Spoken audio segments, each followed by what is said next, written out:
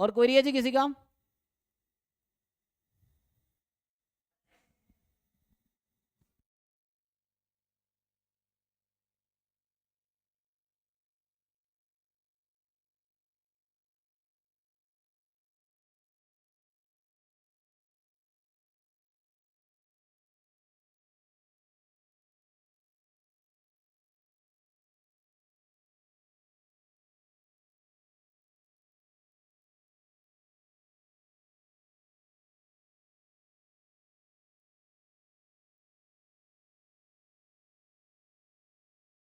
चलो जी, तो बाकी लोग यू कैन लीव है ना, अभी नेट की क्लासेस होंगी तो।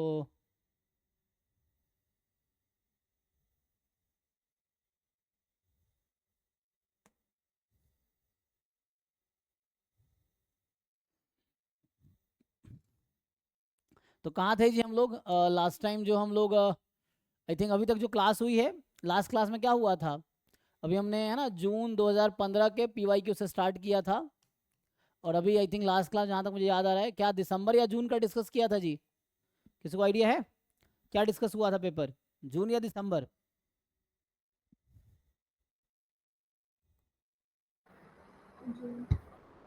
हम्म।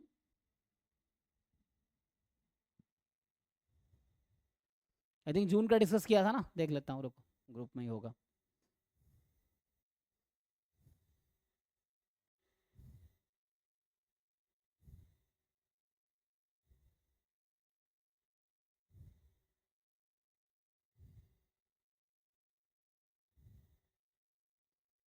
सो 15 लेक्चर जो लास्ट हुआ था उसमें जून 2019 का डिस्कस हुआ था ना।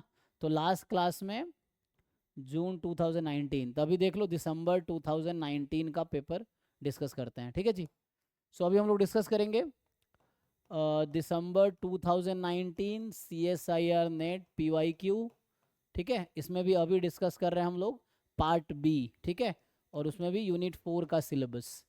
तो ये क्वेश्चन नंबर 49 से क्वेश्चन नंबर 60 होगा, ये देखते हैं जी, ठीक है। तो इसी में डाउनलोड कर लेते हैं। तो यहाँ जो होगा,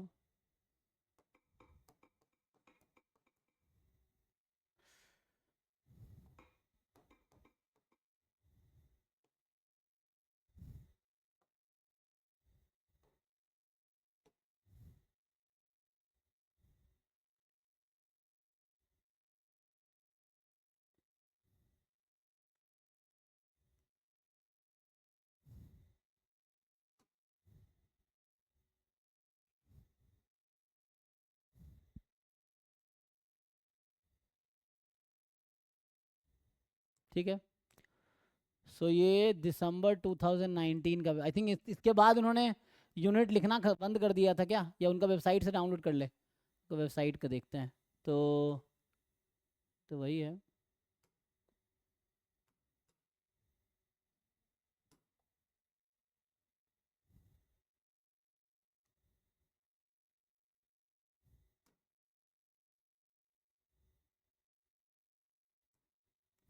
अच्छा, ये तो वहाँ पे आ गए हम ना सिलेबस पे। तो प्रीवियस ईयर पेपर इसमें,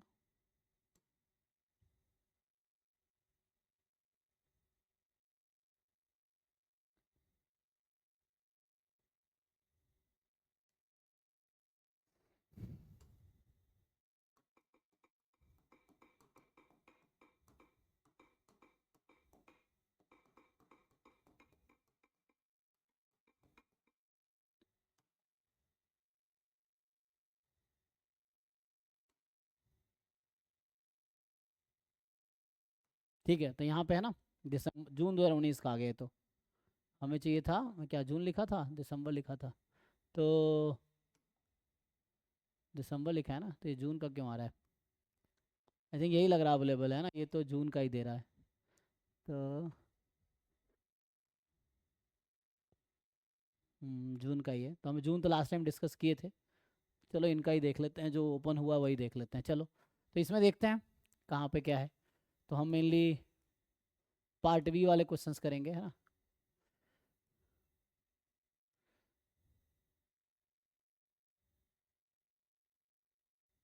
तो ये तो यहाँ से स्टार्ट है आई थिंक, है ना, ये तो एप्टीट्यूड था। और उसके बाद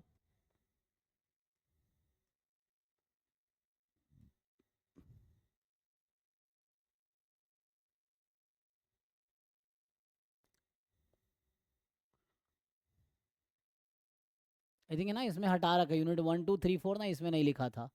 तो पहले लिखे होते थे ना, इस बार से चेंज कर दिया था, मुझे ऐसा लग रहा है ना, कि जैसे इसमें लिखा नहीं है यूनिट 1 2 3 4। कोई नहीं, देखते हैं जहाँ मिलेगा वही करेंगे।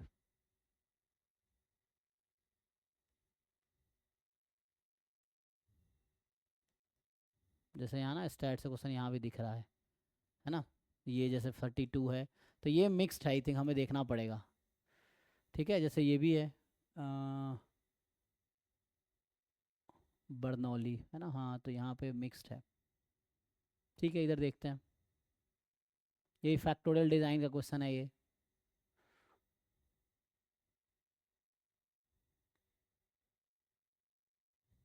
तो लास्ट टाइम एक क्वेश्चन इसका हमने किया था, कंपाउंडेड वाला का। चलो अभी देख सकते हैं इसको, इस पे आओ पहले, तो यहाँ से स्टार्ट करके देखते हैं क्या आएगा। सर वो लास्ट पेपर बता दिया था, इस कौन पेपर का सा? नहीं किया। हम्म,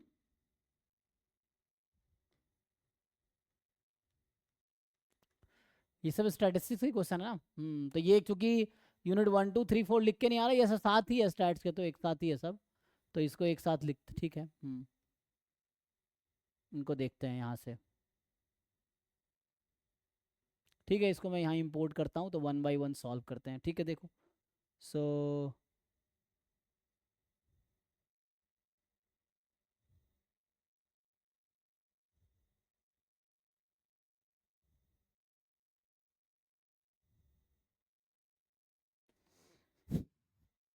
चलो ठीक है, तो इसको 1 बाय 1 मैं इंपोर्ट करता हूँ, तो यहाँ पे जो है एक साथ ही है क्वेश्चन ये सब। फिर ये तो ऑप्टिमाइजेशन का आ गया। ये भी हमारा क्वेश्चन उसका है, मार्को चेन, है ना। तो ये है ना, दूसरा आ गया। तो आई थिंक मुझे लग रहा है कि यही सब है, यहाँ से I think third unit start हो गया क्या, 1 से स्टार्ट कर दिया ना, पार्ट सी है ना, तो यहाँ से पार्ट सी स्टार्ट कर दिया। ओके ओके, तो इनका है ना थोड़ा इनका चेंज हो गया है क्वेश्चन नंबर, क्योंकि पहले क्या होता था ना, 1 से लेके 60 तक होते थे क्वेश्चन नंबर, 1 से मतलब 120 तक। अब इन्होंने इसमें चेंज किया पैटर्न, इसमें जो पेपर, क्योंकि ओरिजिनल पेपर है ना, तो इसमें 1 से 10 वो था, आई थिंक 1 से कितना 15 था, 15 या 20, तो 1 से 20 जो है। ओके, इसमें समझ आया, कुछ ऐसा है इन्होंने। पहले नंबरिंग जो अब तक हम करते थे ना, उसमें क्या होता था, क्वेश्चन 1 से क्वेश्चन 20 होता था, फिर ये पार्ट ए होता था, ठीक है, 21 से 60 तक पार्ट बी होता था, फिर क्वेश्चन 61 से क्वेश्चन 120 तक पार्ट सी होता था। ये अभी तक जो डिस्कस किया उसमें, ये जो पेपर है इसमें क्या है, ये जो अभी हमने डाउनलोड किया, इसमें एक्चुअली क्या किया है इन्होंने, कि क्वेश्चन 1 से क्वेश्चन 20 पार्ट ए तो ठीक है, अब अगला उन्होंने 21 के बजाय 1 से ही स्टार्ट किया है, ठीक है। तो 40 क्वेश्चन आते हैं ना, तो ऐसा कर दिया, ये पार्ट ए पार्ट बी, और यहाँ फिर क्वेश्चन 1 से क्वेश्चन 60 पार्ट सी, तो ऐसा है, ठीक है, कोई दिक्कत नहीं है। तो हम लोग यहाँ पे हैं ना, चलो, तो यहीं से देखते हैं। चलो, ये 40 नंबर क्वेश्चन है, तो 1 से 40 पार्ट बी में है ना, तो हमारा लास्ट के जो है ना, जो क्वेश्चन होंगे 11 12 क्वेश्चन होंगे, वो स्टैट्स और ओआर के होंगे। यहीं से स्टार्ट कर लेते हैं, देखो।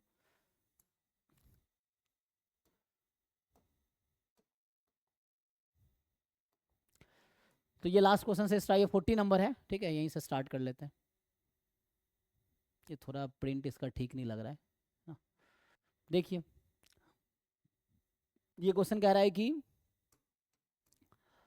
लेट एक्सन है ना be the two state Markov chain with state space, यहाँ जो स्टेट स्पेस है वो 0 1 है, ट्रांजिशन मैट्रिक्स ये है, अज्यूमिंग दैट इनिशियली जो सिस्टम इज इन स्टेट 0, तो एक्सपेक्टेड रिटर्न टाइम टू 0 क्या होगा, ये बताइए। तो ट्राई करके थोड़ा ट्राई कीजिए, क्योंकि ना 40 से स्टार्ट किया, लास्ट से स्टार्ट किया है, ठीक है ना। इसके बाद वो पार्ट सी स्टार्ट हो जाता है 1 से, तो हमने 40 से फिर वापस से ना जाएंगे। इसको ट्राई करके आंसर बताओ जी, expected return time to state 0 क्या होगा। बाकी ग्रुप में तो एक क्वेश्चन है ना, देख लेंगे बच्चे। सो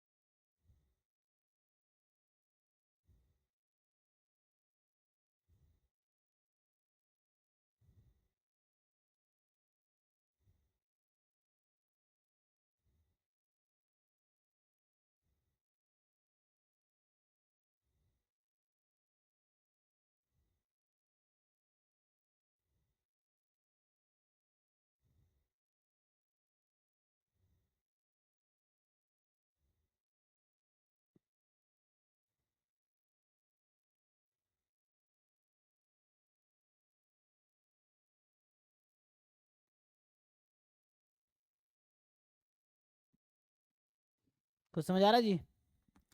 तो देखो,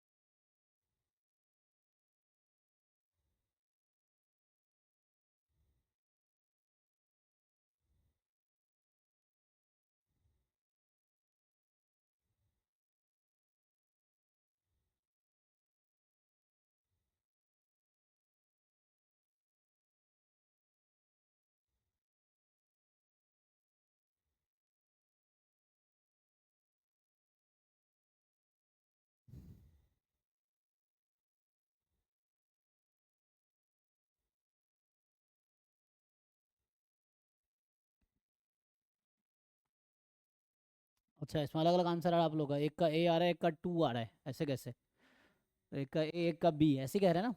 तो एक का पहला एक का दूसरा अलग अलग क्यों आ रहा है जी? आंसर तो एक ही होना चाहिए।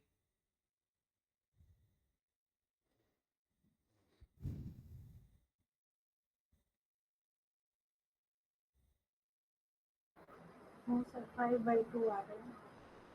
कितना आ रहा है? 5/2 पहला वाला ही? अच्छा, तो कैसे निकाला आपने? अगर इसका हम मान लो ट्रांजिशन मैट्रिक्स बनाएं, सर ट्रांजिशन मैट्रिक्स डायग्राम बनाएं, तो 0 1 है ना? तो 0 से 0 होने की प्रोबेबिलिटी हाफ है, 0 से 1 जाने की हाफ है, फिर 1 से 0 आने की 1/3 है, और 1 से 1 होने की 2/3 है। यही है। तो कह रहा है अज्यूमिंग दैट इनिशियली स्टेट 0 में है, so what is expected return time to 0?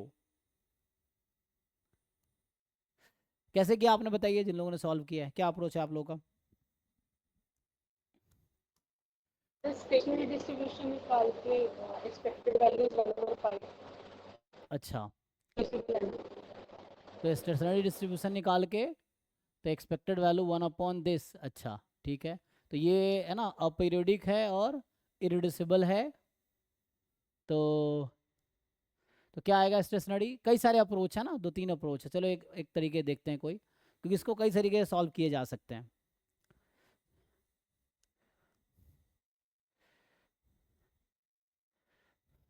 तो स्टेशनरी प्रोबेबिलिटी कितनी आएगी? अगर पाई पी इज इक्वल टू पाई करेंगे तो क्या मिलता है आपको?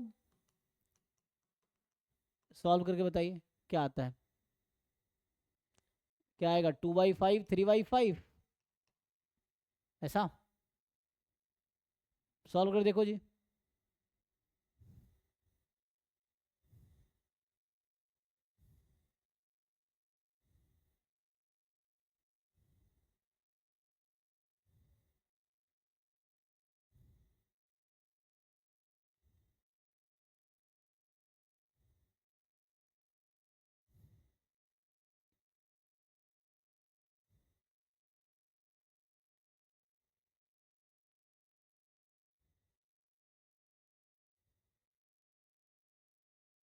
ठीक है ना? ये वेरीफाई कर सकते हो आप। तो यहाँ पे जो पाई नॉट है ना, ये पाई नॉट और पाई वन है, तो ये बोल रहा है expected return time to zero, तो ये आ जाएगा 1/पाई नॉट, तो ये भी कर सकते हैं। सो 1/2/5, तो 5/2, ये भी एक अप्रोच है। बाकी दूसरा अप्रोच है कि आप, है ना, ये देखो कितना आएगा, जैसे एक्सपेक्टेड रिटर्न टाइम,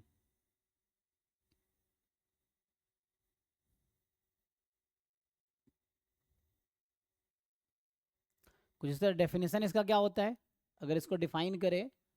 ठीक है, एक तरीका तो ये है, और दूसरा अप्रोच क्या है, दूसरा अप्रोच है ना, कई सारे तरीके हैं, एक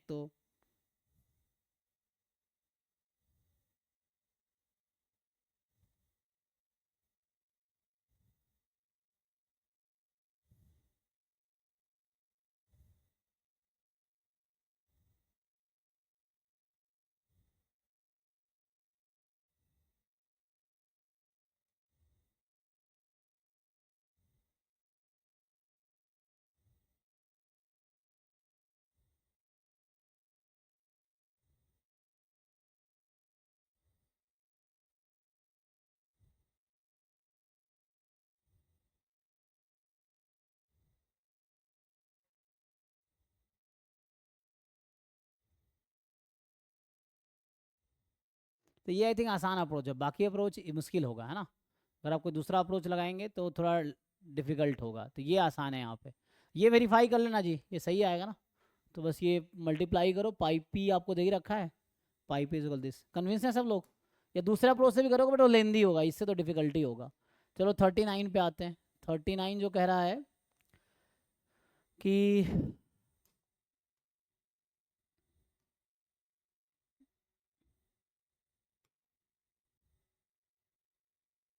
देखिए, x1 y1 x2 y2 and so on xn yn be a random sample from a bivariate normal distribution mu1 mu2 sigma 1 sigma 2 row distribution with all parameters unknown. For testing h naught, rho is 0 against rho is non-zero. If you use the usual t-test and your observed sample correlation coefficient is 0, then the p-value, what is the p-value? So p-value क्या आएगी? तो P value का definition तो आप जानते ही होंगे ना, टेस्ट स्टैटिस्टिक्स, जैसे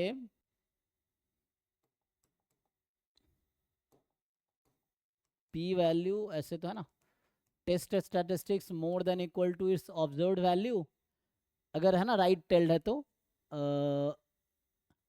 when H naught is true. ठीक है, अगर राइट टेल्ड क्रिटिकल रीजन है उसके अकॉर्डिंग, टू साइडेड है तो मॉड लगाए कर सकते हैं। ठीक है, इस तरह से, मतलब राइट साइडेड क्रिटिकल रीजन है तो ट्राई करके बताइए, तो ट्राई करके देखिए क्या आना चाहिए, क्योंकि यही सब एग्जाम में भी मिलना है। ठीक है ना, ये सब जो यहाँ मिल रहा है क्लास में देख रहे हैं, यही सब क्वेश्चन एग्जाम में भी मिलने हैं। तो अभी आप ट्राई करोगे तो एग्जाम में ट्राई करने का हिम्मत होगा, नहीं करोगे तो एग्जाम में भी ट्राई नहीं होगा। तो ट्राई करो और सीखो, है ना। जो लोग अक्सर घर पे सॉल्यूशन देख दे करते हैं, अगर नहीं सीखे तो एग्जाम में एक भी क्वेश्चन नहीं होगा। तो पर्पस है सीखना, सीखने का सबसे अच्छा तरीका है ट्राई करना।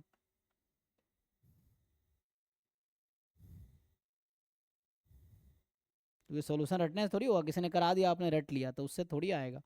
मेन तो पता हो कि हाँ हूँ।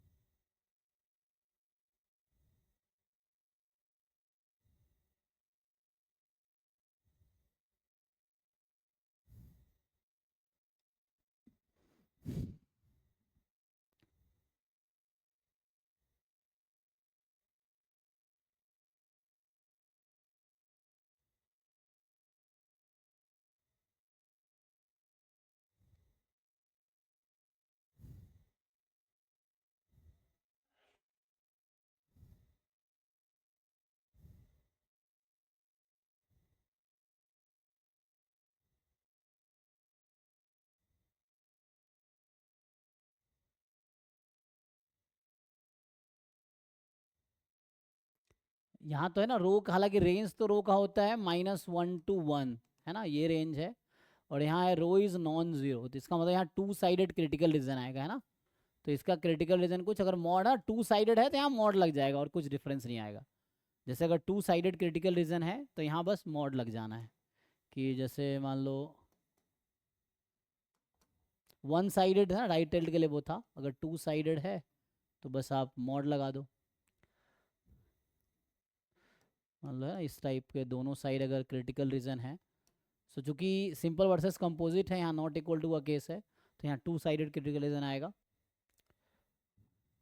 अब ये टी क्या है, क्वेश्चन है अगर टी का डिस्ट्रीब्यूशन आप बता दोगे तो काम हो जाएगा। So what is distribution of T, T मतलब टेस्ट स्टैटिस्टिक्स है ना, टी में test small T observe value है, तो हमारे क्वेश्चन में तो दे रखा है कि ये जीरो है ना, व्हेन दिस इज जीरो, है ना, तो यही निकालना है हमें एक्चुअली।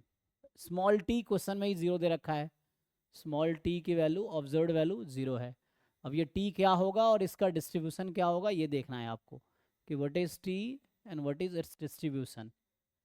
निकाल पाएंगे आप लोग, याद है टेस्ट स्टैटिस्टिक्स का एक्सप्रेशन क्या होता है?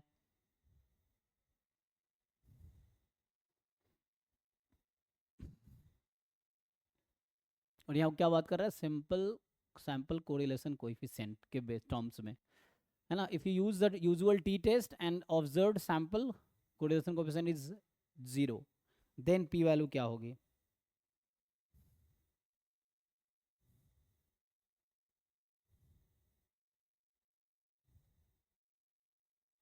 आंसर की अपना चेक कर लेना, पिछले वाले का भी सही था ना, ऑफिशियल आंसर की से कोई बता पाएंगे? इसका डायरेक्ट रिजल्ट है, मतलब थ्योरम है, अगर आप इसको थ्योरम यूज करोगे तो ये कैपिटल टी का एक्सप्रेशन क्या आता है?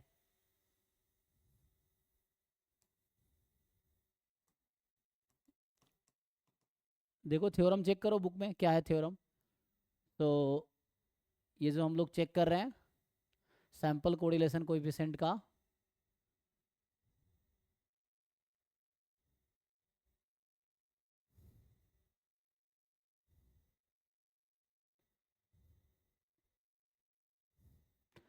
कुछ इस तरह से होगा, root under n minus two R upon root under one minus R square, जहाँ आर कोरिलेशन कोएफिशिएंट है, तो इसका डिस्ट्रीब्यूशन क्या आता है? इसका डिस्ट्रीब्यूशन कुछ टी एन माइनस टू होगा, चेक करो।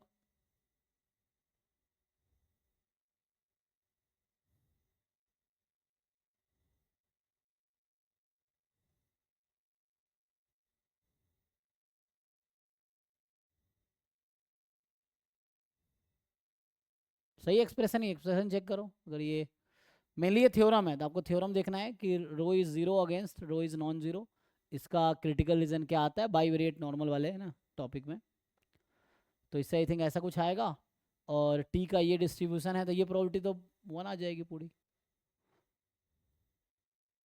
सो रो जीरो है मतलब इंडिपेंडेंट है, एंड ऐसे तो कोई rho X one x two independent है, मतलब X I Y I independent, तो इसके अकॉर्डिंग तो वन आ जाएगा जी, क्योंकि more than equal to zero का क्या मतलब है? ऑब्वियसली मोर देन जीरो, ये पूरा टी बिलोंग्स टू है ना, पूरा टी बिलोंग्स टू आर आ जाएगा, और रो इज ज़ीरो तो ये तो पूरा वन ही आ जाएगा, क्योंकि सारी वैल्यू सेटिस्फाई कर जाएगी इसको, क्योंकि सपोर्ट इसका रियल नंबर है ना। तो सारी वैल्यू सेटिस्फाई कर जाएगी, चेक करो ऐसा कुछ है। आंसर की मैं देख लेना क्या है।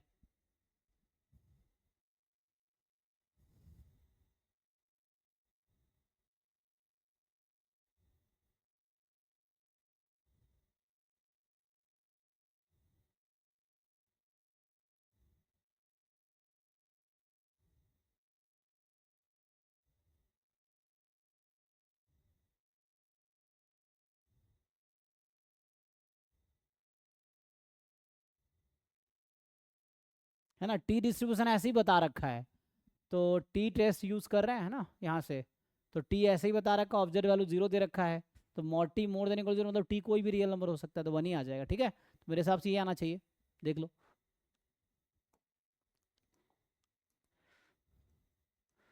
38 क्या कह रहा है, ये 38 क्वेश्चन है।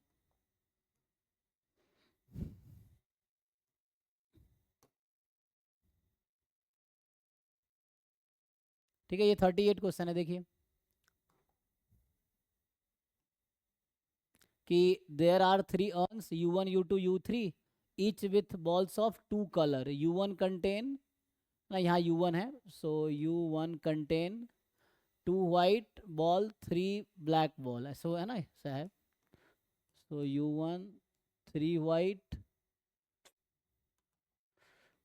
2 white 3 black. U2 में आपके पास 3 white 2 black एंड U3 जो है 5 white 5 black. ठीक है. So an urn is chosen at random and ball is drawn from that at random. What is the probability that U2 was chosen given that ball black ball was picked? ये तो आसान है ना, Bayes theorem का question है class 12th level का. Try करके बताइए आंसर. ये क्लास 12th में इस तरह के बहुत सारे क्वेश्चंस हैं. एनसीईआरटी भी आप देख लेंगे तब भी. बेस थ्योरम लगाना है आपको, अप्लाई करके बताइए, है ना. सो क्वेश्चन है what is the probability of U2 given black ball is drawn. ठीक है. सो अप्लाई करो, बेस थ्योरम अप्लाई करो. क्या होगा? probability of U2 into this upon summation UI black from UI I from 1 to 3. Can you tell the answer? ये basic बहुत आसान question है, बेस थ्योरम का है. तो आप लोग आंसर निकाल के बताइए क्विकली.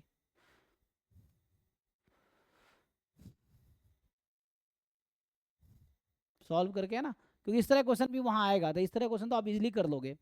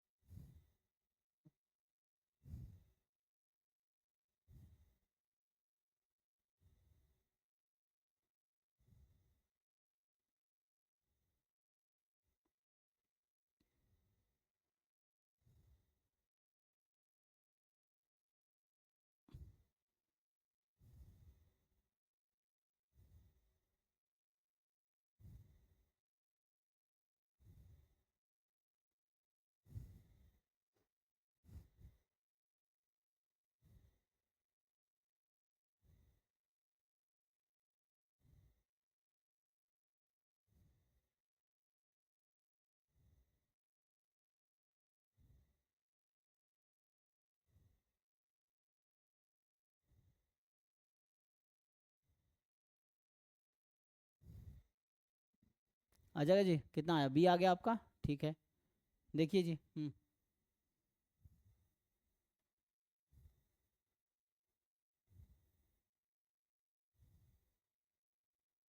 तो है ना, कुछ खास तो है नहीं ना. पहले तो एक अर्न चूज करना है. तो 1/3 और U2 में ब्लैक कितने हैं? 2 है. कितने में से? 5 में से. यही चीज़ यहाँ रिपीट होंगी. 1/3 इसमें ब्लैक कितने हैं? 3 5 में से. 1/3 कितने ब्लैक है? 2 5 में से. 1/3 कितने ब्लैक है? 5 5 में से. 5 10 में से, है ना. तो 1/3 वाला तो ऐसे ही आउट हो गया. तो बचा 2/5, है ना. तो यहाँ से अगर आप देखेंगे तो न्यूमरेटर में है 2/5 एंड डिनोमिनेटर में अगर आप देखेंगे तो 3/5 2/5 5/5 1 + 1/2 3/2 हो जाएगा. सो 1 + 1/2 आ गया. तो यहाँ से 2/5 इंटू 2/3 ऐसा कुछ 4/15. चेक कर लो जी. बी. ठीक है ना. तो ये सब आसान क्वेश्चन है जो कि आप स्कूल लेवल पे भी पढ़े होंगे और ग्रेजुएशन में भी पढ़े होंगे. 11 12 में भी था, ग्रेजुएशन में भी था, मास्टर्स में भी था.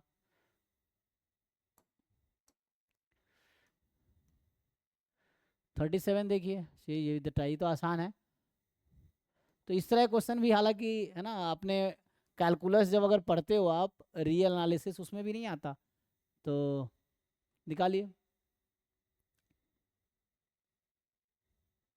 ये भी आसान क्वेश्चन है कि बोल रहा है कि, तो आपको पता है ना, उसका ग्राफ बना लीजिए कि अगर कोई बाउंडेड सॉल्यूशन रीजन है तो कॉर्नर पॉइंट पे ही मैक्सिमम या मिनिमम आपको मिलेगा. ठीक है.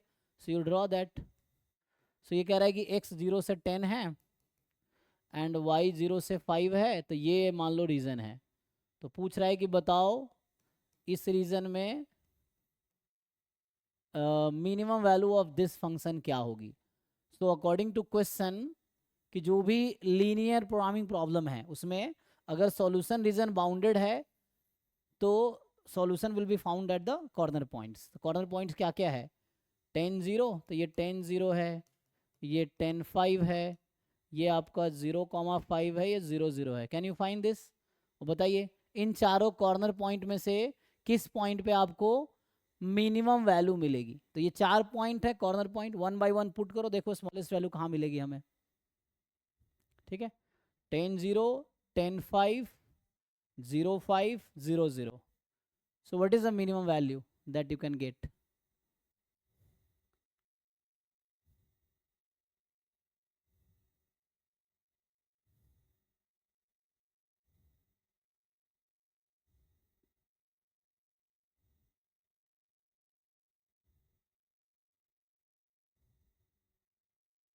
नहीं तो हम लोग क्या कर सकते हैं ना, ना मैक्सिमम मिनिमम भी लगा सकते हैं एक वेरिएबल में ला के।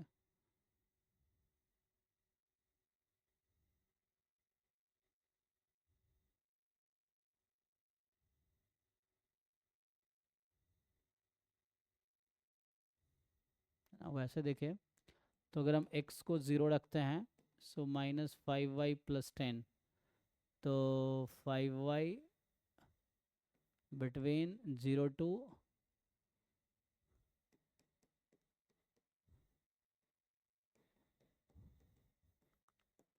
-15 है ना, इस तरह से होगा। एंड अगर मैं इस तरह सॉल्व किया आप लोगों ने, बताइए क्या आया। 10 मिनिमम है,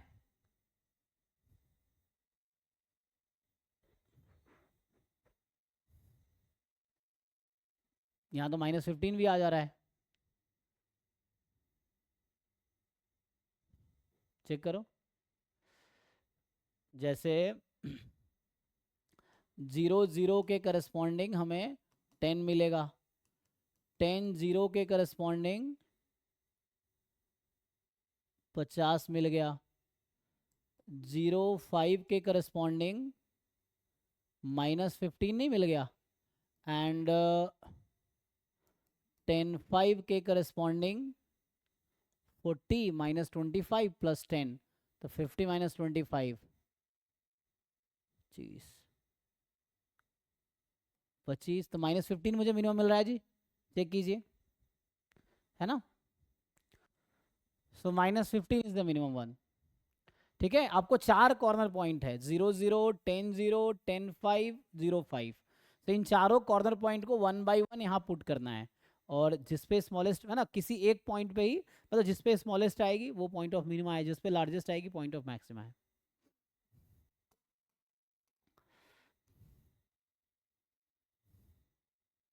ये देखिए सिंपल फॉर्मूला, इसमें तो कुछ खास है नहीं। तो 36,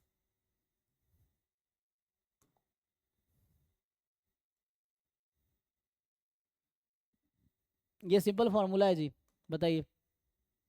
ये कह रहा है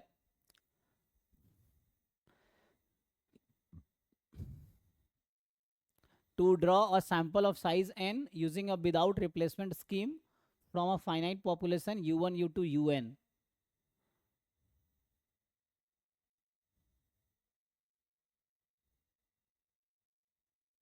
of size n, and the first unit is chosen using pps।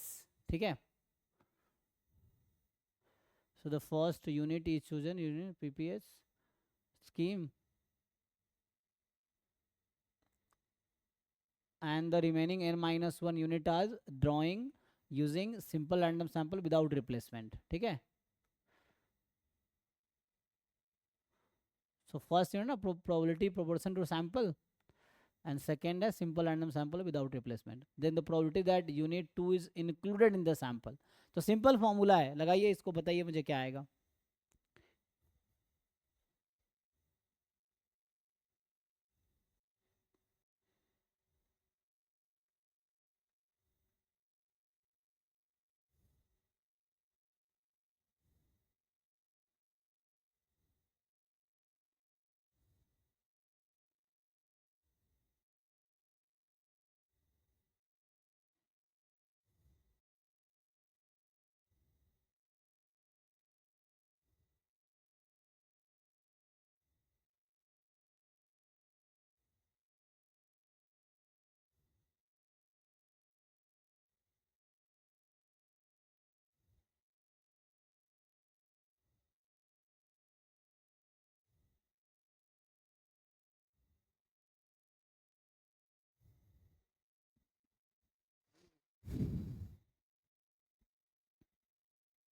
ठीक है ना, सिंपल फॉर्मूला है ना ये, फोर्थ आ रहा है आपका, ओके। तो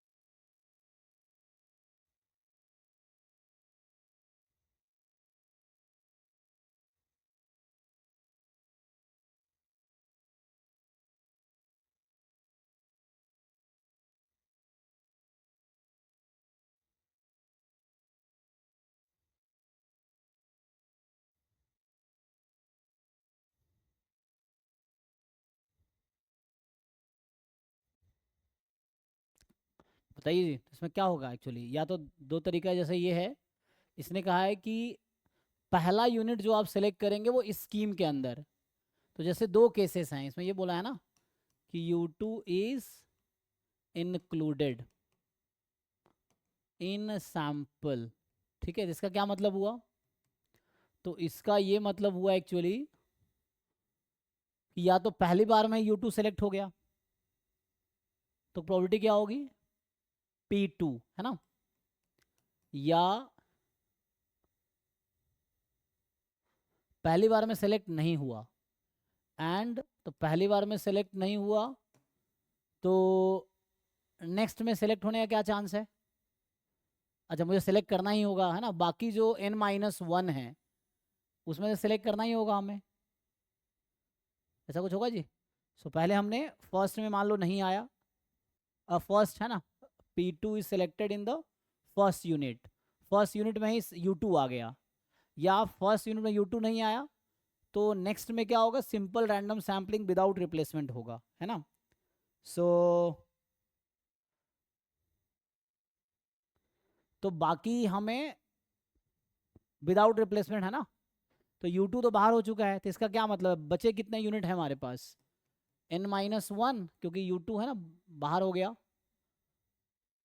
फर्स्ट में U2 नहीं आया, ठीक है ना, तो बाहर हो गया, बचा n-1, अब उसमें से U2 आने का क्या चांस है, मतलब कोई एक बाहर हो गया ना, तो n-1 क्यों बचा, क्योंकि पहला यूनिट कुछ ना कुछ तो रहा होगा, मतलब पहला जो सैंपल ड्रॉ किया, सो फर्स्ट यूनिट कोई ना कोई रहा होगा, वो बाहर हो गया, अब सेकेंड में U2 को आना है, तो U2 is 1 among n-1 sample size ना, सो सिंपल रैंडम सैम्पलिंग है विदाउट रिप्लेसमेंट, ऐसा कुछ होगा जी। सो n-1 पॉसिबिलिटीज है आउट ऑफ n-1, इसको ओपन करो क्या आएगा, तो यहाँ से अगर हम सॉल्व करते हैं तो n-1 मैं P2 को एक साथ ला रहा हूँ, इसको मल्टीप्लाई कर दिया, -P2 इंटू n-1 मतलब ये इसको मल्टीप्लाई कर यहाँ लिख दिया, अब इसमें LCM ले लो, P2 को कॉमन ले लो, तो एक मिनट, तो यहाँ से क्या आएगा, n-1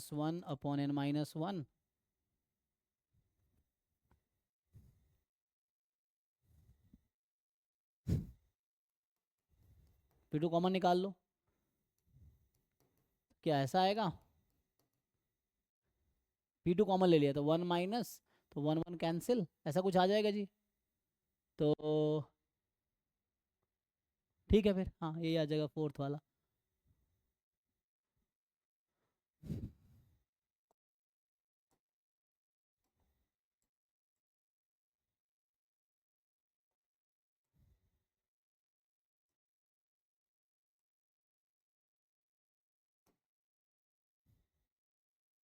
देखो जी 35, सो 35 इज सेइंग कि x1 x2 xn जो आपके पास है, this is a random sample from distribution with PDF, आपको ये दे रखा है 2 into theta minus X upon theta square where X between 0 and theta, और x bar with the sample mean x n nth order statistic which is the following statement is correct. तो आपको sufficient unbiased निकालना है ना, so we have to check कि sufficient estimator क्या है, unbiased estimator क्या है. तो sufficient एक ही होगा ना, sufficient और unbiased.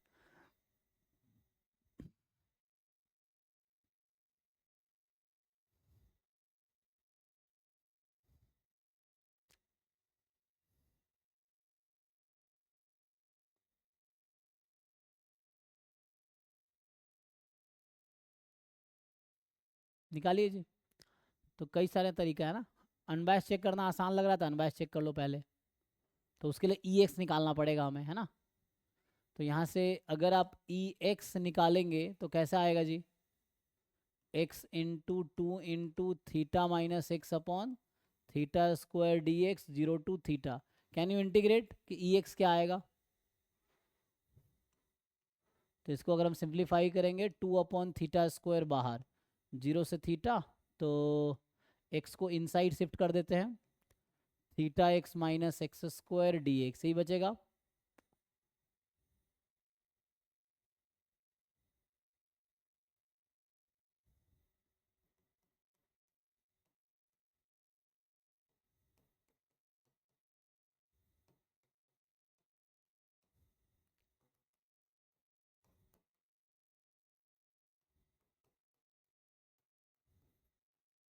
ठीक है, तो यहाँ से आ जाएगा, तो थीटा बाई आई थिंक यहाँ से 3 आ जाएगा. देखिए थीटा बाई 3 आ गया. तो इससे क्या समझ आया,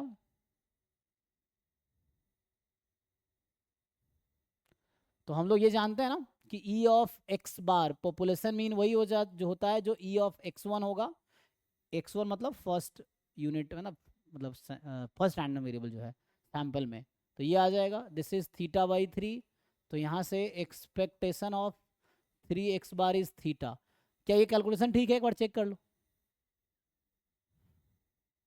सो x1 x2 xn be a random sample from distribution with pdf. तो आपको पूछ रहा है कि अनबायस्ड है ना, तो मैं अनबायस्ड ही पहले चेक करने की कोशिश कर रहा था. तो यहाँ से ये समझ आ रहा है 3x बार अनबायस्ड है, आप लोग चेक करके बताओ सही है गलत है. So yes yes M L sufficient, आप यहाँ यूज़ कर सकते हैं, कोई दिक्कत नहीं. एम एल निकाल लीजिए इसका, एम एल से भी काम हो सकता है. एम एल कितना आएगा, तो एम एल भी निकाल कर देख सकते हैं.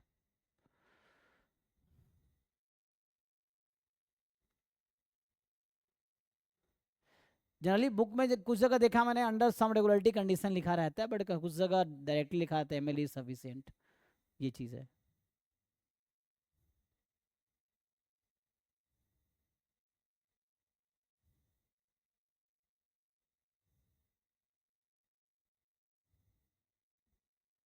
ये कैलकुलेशन ठीक है, ओके है ना. तो ये तो अभी के लिए ये आ गया, अगर ऐसा है तो बाकी भी आप चेक करके देखिए. फैक्टराइजेशन थ्योरम यहाँ लगा सकते हैं, फैक्टराइजेशन थ्योरम लगाएंगे तो कुछ ऐसे मिलेगा नहीं, है ना. यहाँ आ जाएगा 2 की पावर n थीटा की power 2n product theta minus X आई, है ना, और इंडिकेटर फंक्शन आ जाएगा theta more than equal to H X I, तो maximum of each X I. तो अकेला एक्स एन तो सफिशेंट नहीं होगा, ठीक है, तो एक्स एन अकेला सफिशेंट नहीं होगा. और आई थिंक एक्स एन अब यहाँ पे है ना, आप ये देख लो कि expectation of nth order statistics निकालो, थीटा नहीं आएगा. तो आप जानते हो nth ऑर्डर स्टैटिस्टिक्स का पीडीएफ का डायरेक्ट फॉर्मूला आप जानते होंगे, सो अप्लाई पीडीएफ, तो ये भी आई थिंक आउट हो जाएगा, और ये भी सफिशेंट नहीं हो पाएगा. तो ठीक है, थर्ड वाला सही है.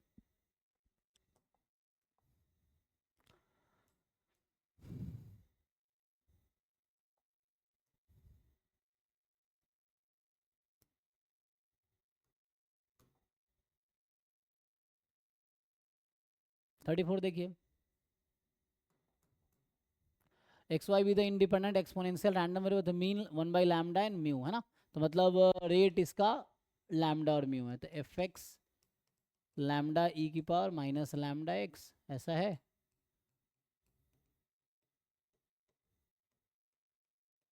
ठीक है, एंड लैम्डा म्यू कह रहा है डिफरेंट है, और जेड है एक्स प्लस वाई, तो अगर दोनों इक्वल होता तो सम ऑफ, है ना, I I D exponential lambda gamma होता है, बट यहाँ ऐसा तो है नहीं।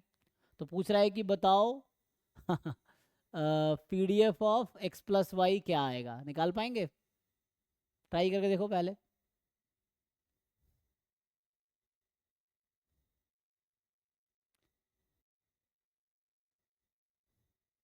डेंसी, या तो जैकोबियन मेथड से भी जा सकते हो, सी डी एफ मेथड से भी जा सकते हो, आपके ऊपर है।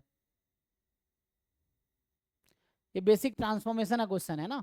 तो एक अप्रोच है कि आप उस तरीके चलो, जेड जैसे एक्स प्लस वाई है, और मान लो यहाँ पे अभी यू ले लो for example, U is just X for example, तो आप एक इस अप्रोच से जा सकते हो कि जेड वाई का आप जेड और यू का, है ना, you find joint and then further you find PDF of Z. एक तो ये अप्रोच है, ठीक है, जैकोबियन मेथड से, यूजिंग जैकोबियन मेथड, है ना, तो ये लगा सकते हैं आप लोग। दूसरा तरीका है, पिछले में क्या ए सी करेक्ट था जी, राजेश आप बता रहे हैं ए एन सी दोनों करेक्ट है। ए कैसे करेक्ट मिल रहा है आपको? क्या आप कह रहे हैं एक्सन सफिशियंट है, मतलब एक्सन एम एल ई है, ऐसा कह रहे हैं आप? एम एल ई क्या होता है? जो मैक्सिमाइज करे। डू यू थिंक ये मैक्सिमाइज करेगा?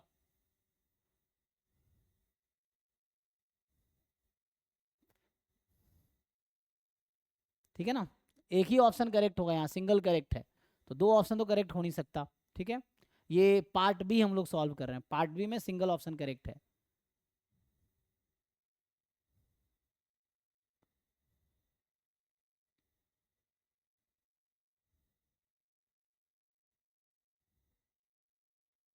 एक ही सही होगा, दोनों नहीं होगा, ठीक है, पहला नहीं होगा। इसमें ट्राई कीजिए। दूसरा अप्रोच है कि you start finding C D F of Z, then you find P D F, है ना, तो ये भी एक तरीका हो सकता है।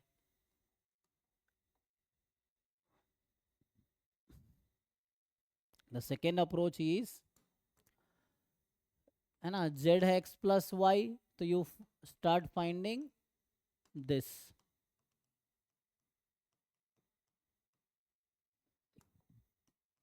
ये है, ऐसा आ जाएगा। डबल इंटीग्रेशन लगाओ इस रीजन पे, है ना, so over this region you apply double integration, क्योंकि वो इंडिपेंडेंट भी है ना, इंडिपेंडेंट भी है। So second approach is this one, तो you integrate over this region. अब सपोर्ट क्या है इसका? सो जीरो से इन्फिनिटी, जीरो से इन्फिनिटी, तो फर्स्ट क्वाड्रेंट इसका सपोर्ट है। अब x plus Y less than equal to Z, है ना, तो ये हो गया x प्लस वाई जेड है। तो देख लो, एक में है ना लिमिट होगा x plus Y less than equal to Z, है ना, so less than equal to Z है।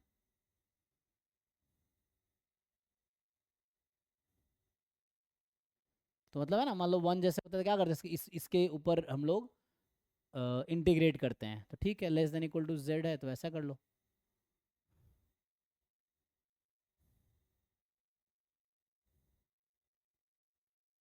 तो अगर आप देखोगे y x की लिमिट, है ना, या y x लिख लो, पहले y लिख लो फिर x लिख लो, तो y की लिमिट देखोगे तो 0 to z माइनस एक्स, ठीक है ना, तो एंड इसकी लिमिट 0 से infinity,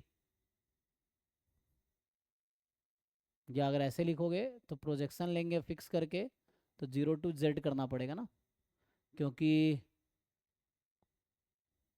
for a fix z, for a fix z, है ना, तो x, अच्छा हम तो x देख रहे हैं, तो अगर x plus Y less than equal to z है ना, तो ये z होगा, दिस इज ऑल्सो z, तो हमने यहाँ लिया था, तो y 0 to z minus x, and x इस केस में x जो होगा, the projection will be on 0 to z। जरा इसको इंटीग्रेट कीजिए क्या आता है। तो इस तरीके से मुझे लगता है ये शायद आसान आपको लगेगा देन दिस, ये भी कर सकते हैं, बट आई थिंक, है ना,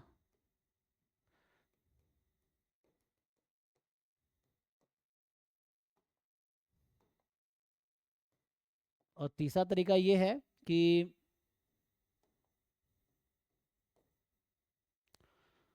अगर मैं, जैसे इसने कहा कि इक्वल नहीं है, ठीक है इक्वल नहीं है, बट इक्वल रख दे तो क्या होगा, तो पीडीएफ क्या होना चाहिए, गामा। अगर मैं इक्वल रखता तो क्या होगा, गामा होगा। So sum of two exponential is gamma, तो उस केस में बनता गामा टू कॉमा लैम्बडा, है ना। सो इस तरह से आता।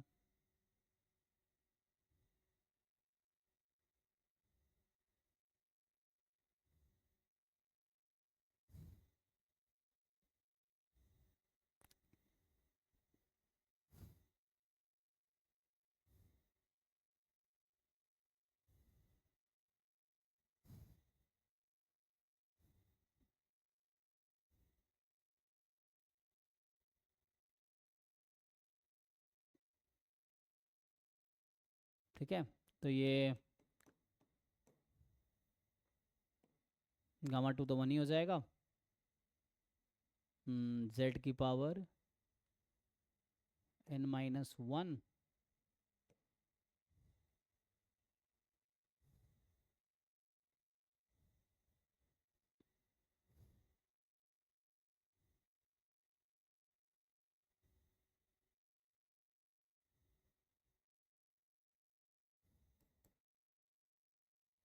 हाँ इस तरह से कुछ बनेगा।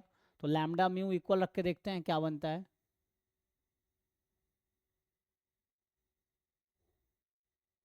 तो पहला वाला तो नहीं होगा, सम ऑफ टू एक्सपोनेंशियल, एक्सपोनेंशियल तो नहीं आएगा। तो पहला तो नहीं होगा, ठीक है।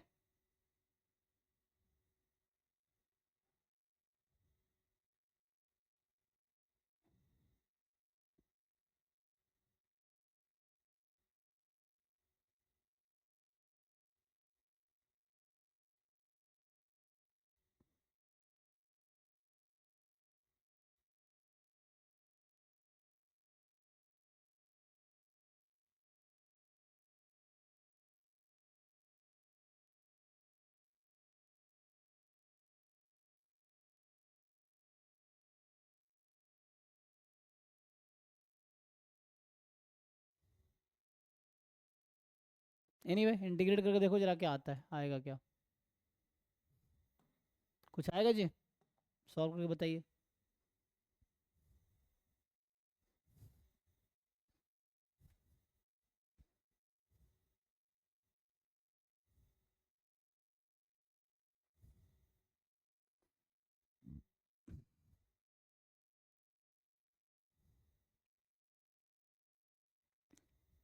मे भी हो सकता है ये वाला सिचुएशन मिले, कब मिलेगा ऐसा।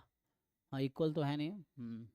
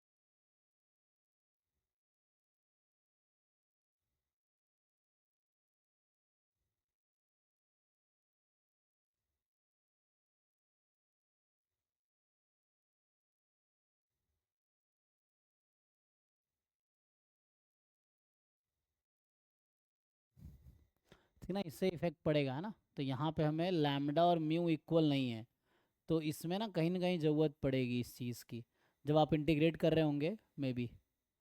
सो तब हम्म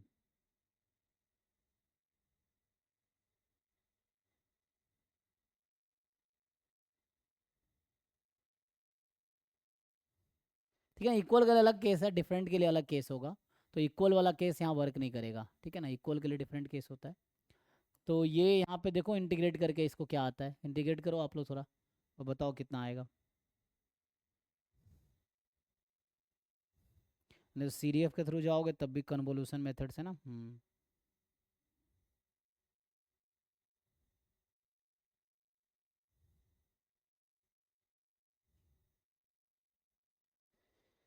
ठीक है, जैसे ये आता है, अगर आप सॉल्व करेंगे ना, इसको इंटीग्रेट करो ठीक से, तो इसको इंटीग्रेट करके ये आता है एक्चुअली। जब आप इंटीग्रेट करेंगे तो ये वाला पार्ट आता है, सी वाला आता है, lambda mu upon lambda minus mu e की power minus mu z minus e की पावर माइनस लैम्डा जेड। ये आंसर आएगा। ठीक है, तो यहाँ थर्ड ऑप्शन आएगा सिंपल। आप किसी भी अप्रोच से जा सकते हैं, इससे जाएंगे तब भी वही आएगा, लेकिन ये थोड़ा लेंदी होगा, पहले ज्वाइंट निकालना होगा जेड डब्ल्यू का, फिर उससे मार्जिन निकालना होगा। यहाँ पे आप डायरेक्टली हमने फाइंड कर लिया।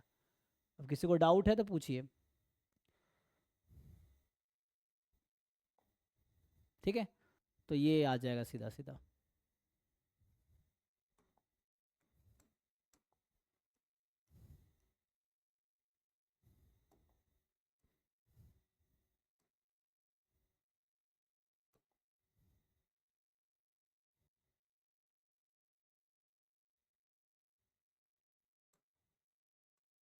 हम्म So x1, y1, x2, y2, x3, y3 are IID observation from uniform distribution on unit square है ना, तो बाईवेरिएट यूनिफॉर्म डिस्ट्रीब्यूशन है।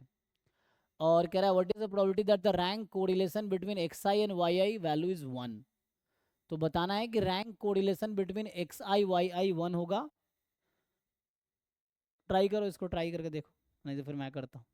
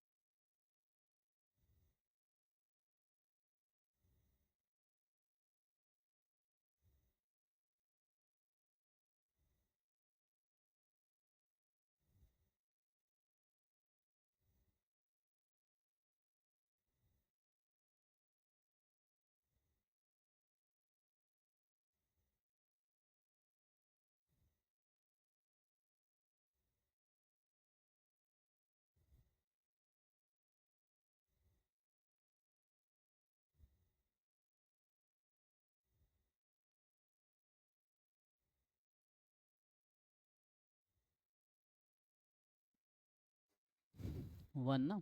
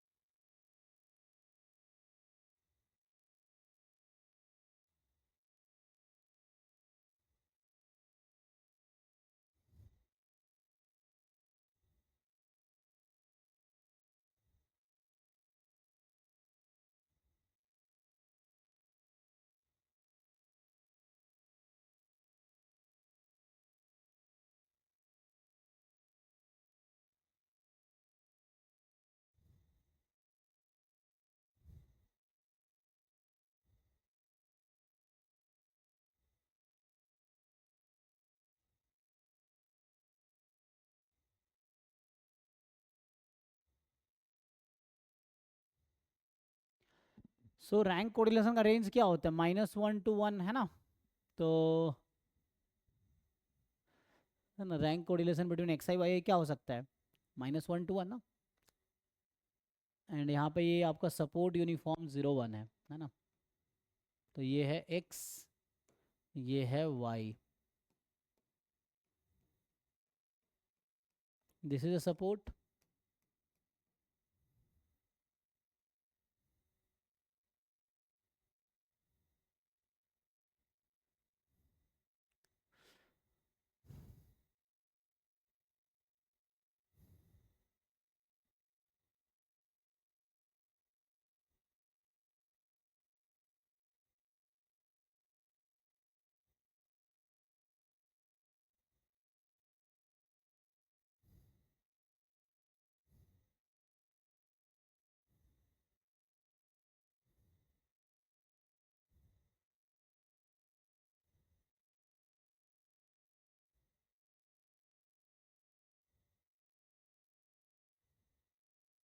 तो रैंक कोरिलेशन 1 का होने का क्या मतलब है कि एक्स आई वाई आई की वैल्यू क्या होगी, मैच करेगी।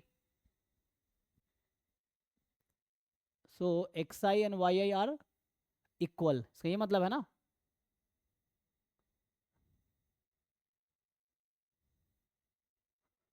सो rank correlation between x I and Y I value is 1, मतलब परफेक्टली मैचिंग है ना, ऐसा कुछ।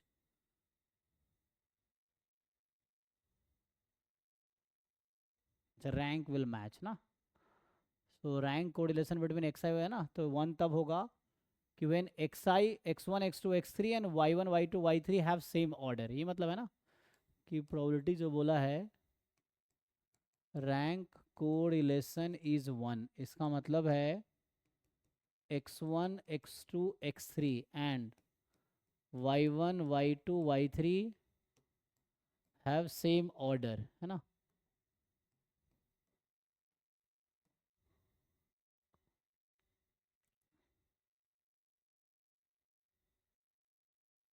तो कहने का मतलब ये है कि suppose x1 is less than x2 is less than x3, then y1 will be less than y2 less than y3, ऐसा होगा, या जो भी पॉसिबिलिटीज हैं। तो how many possibilities are there कि दे विल मैच, ये ना।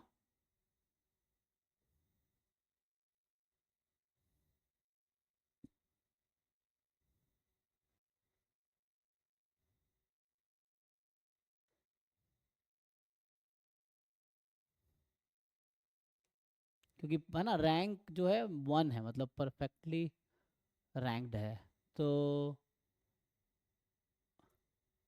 Rank of value same order में होगा,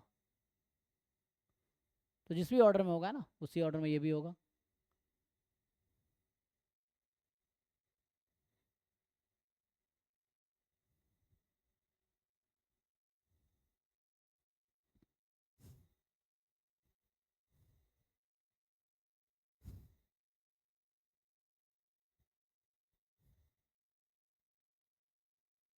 कुछ आइडिया है कि नहीं, बताइए जल्दी।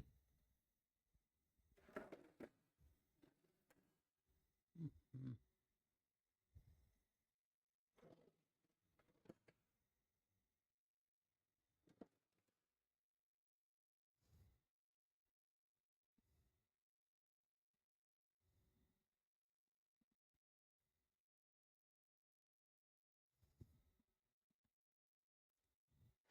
तो इसको सेम ऑर्डर में होने की क्या पॉसिबिलिटीज़ है, पहले तो ये देखना है कि जो ऑर्डर x1 x2 x3 का है, मतलब x1 x2 x3 फिक्स है, तो उसी ऑर्डर में y1 y2 y3 होगा। सो व्हाट इज द प्रोबेबिलिटी, यही डिसाइड करना आपको।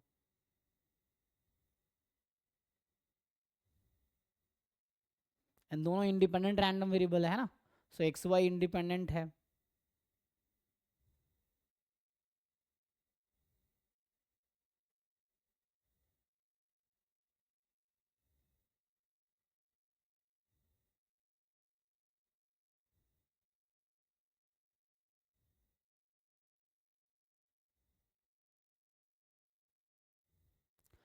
सो यहाँ पे जो भी इसके टोटल कितने पॉसिबिलिटी हैं, 6, इसके भी 6 पॉसिबिलिटी है, बट आपको मैच करवाने हैं ना। तो मैच ये टोटल 6 हो सकता है, ये भी 6 हो सकता है ना, मतलब x1 x2 x3 y1 y2 y3 can be arrange in, है ना, this can be arrange in 6 ways, 3 factorial ways, this can be arrange in 6 ways. But match होने के क्या चांस है, आपको क्या लगता है कितने पॉसिबिलिटी मैच होने की टोटल, अगर आप देखेंगे तो 6 इंटू 6 देर आर 36 पॉसिबिलिटी, 6 इसके एंड 6 इसके, एंड वी हैव टू सी कि दोनों का ऑर्डर मैच करेगा, इसकी क्या प्रोबेबिलिटी है। तो 6 ही केसेस होंगे, मतलब एक केस ये हो गया, दूसरा जिस ऑर्डर में x है, मान लो x1 more than x3 more than x, मतलब x के 6 ऑर्डर है ना, तो उसी ऑर्डर में y होगा। So there are 6 favourable cases out of 36, total इनका कॉम्बिनेशन 36 हो सकता है ना, 6 इंटू 6, बट मैच करने वाले कितने केस हैं, तो जो x है वही y है, तो एक वो हो गया, दूसरा तीसरा, तो 6 ही पॉसिबिलिटी x के अरेंजमेंट का होगा, तो करस्पॉन्डिंगली सेम y का लेना पड़ेगा इसके अकॉर्डिंग। तो ये आंसर 1/6 इसके अकॉर्डिंग आ जाएगा, देख लो एक बारी। ठीक है, तो रैंक कोरिलेशन 1 है, इसका मतलब है कि जो रैंक ऑफ वैल्यूज है x1 x2 x3 and y1 y2 y perfectly ranked है ना, तो वो ऑर्डर ऑफ वैल्यूज सेम रहेगी। तो टोटल 36 पॉसिबिलिटी है x1 x2 x3 and y1 y2 y3 के अरेंज होने की, and there are 6 out of them have same order, तो वही 6/36 हो जाएगा। यहाँ पे देख लो 32 में क्या कह रहा है, ये आई थिंक जेनसन्स इनइक्वालिटी या कोई इनइक्वालिटी पे दिख रहा है ये, तो नहीं, या फिर है ना मार्को, ये जो भी देखो किसी रिजल्ट पे हो जाएगा। So x be the random variable, real valued random variable, ये बता रखा है आपको कि ई ऑफ एक्स, अच्छा ये रिजल्ट है इसका मतलब कि ये बता रखा है आपको e of x is e of x, तो which of the following is correct.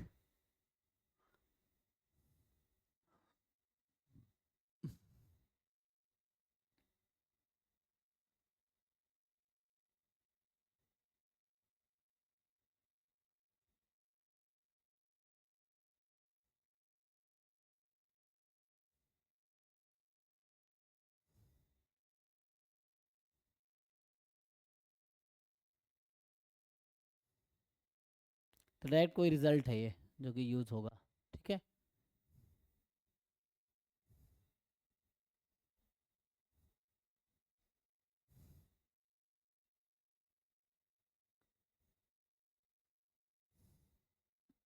बताओ जी, ये भी लास्ट क्वेश्चन ही होगा नेक्स्ट क्लास में।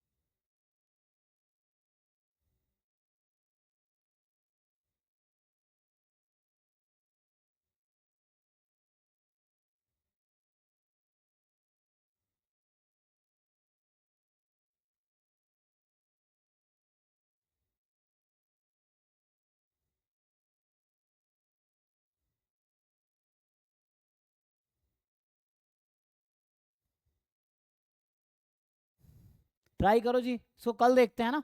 तो अभी हमने क्या किया है, अभी अगर पेपर में देखोगे तो हमने 33 से लेके 40 तक ये क्वेश्चंस किए हैं, इसको कल करते हैं, ठीक है। तो ये हम पेपर देख रहे हैं दिसंबर 2019 वाला पेपर, ठीक है। और इसमें भी हम लोग पार्ट बी देख रहे थे। अब इसमें यूनिट वाइज नहीं, पहले क्या होता था यूनिट 1 2 3 4 लिखा होता था, नहीं लिखा था ढूंढना पड़ेगा, है ना। तो बस आपको ये पता है कि जो यूनिट मतलब पार्ट बी जो है ना, पार्ट बी में 40 क्वेश्चन आते हैं, तो क्वेश्चन 1 टू क्वेश्चन 40 है। इसमें अराउंड जो है ना 10 से 12 क्वेश्चन जो होंगे वो यूनिट 4 के होंगे, ठीक है।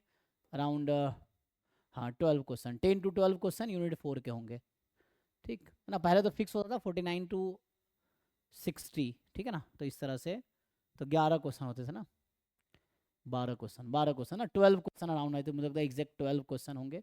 तो अभी हमने 33 टू 40 डिस्कस किए हैं ना, तो ये हो गया टोटल कितने 8 क्वेश्चन, ठीक है। ये 8 क्वेश्चन किए, अभी 4-5 क्वेश्चन और होंगे जो कि कल देखते हैं। तो कल हम लोग ये 32 31 फिर ये हो गया 30 देन 29, आई थिंक इतना ही है ना। उसके बाद यही तो 29 से लेके, तो इसमें जो क्वेश्चन है एक्चुअली 29 से टोटल 29 से क्वेश्चन 40 जो है ये यूनिट 4 का है, ठीक है। ये वाला इसमें यूनिट 4 का है, तो हमने 33 से 40 किया है, बाकी कल करते हैं, ठीक है। तो पार्ट बी यूनिट 4 का, तो इसको कल देखते हैं आगे। चलिए थैंक यू, कल मिलते हैं।